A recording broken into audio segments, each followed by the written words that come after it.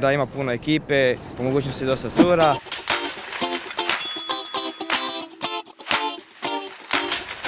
Roštilj na ugljen ili na plin?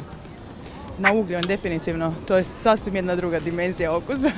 Na ugljen, definitivno. Definitivno. Na ugljen, definitivno. Plinski. Lakše za održavati. Meso ili povrće? Meso.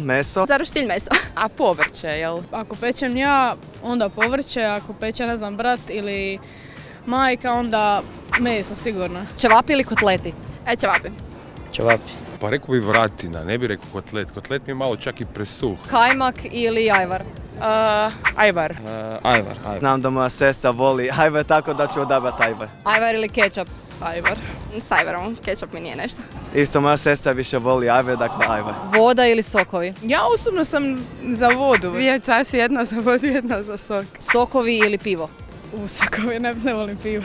Hladno pivo bi jako dobro došlo. A pivo možda? Pivo, osim ako ne vozim, onda sok.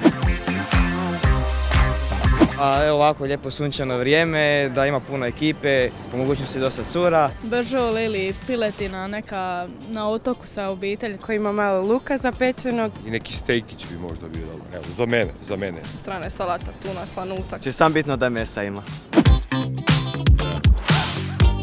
2 dana unaprijed, dogovorite ekipu, vrijeme, mjesto. Priprema je najbitniji dio posla u svakom slučaju. To je 80%, 90% čak. Nekako dan prije možda to sve lijepo napacat, složiti da to odstoji, da primi nekakve te šmekiće, okuse. Priprema je najbolja u obitelji kad smo svi zajedno razuckamo, družimo. To uvijek neko stariji radi koji je iskusniji, pogotovo muško, da ne bi slučajno neke bili grešaka, ali ja osobno nalazim u to uvijek nešto sickam, tako da do mene nikad nije.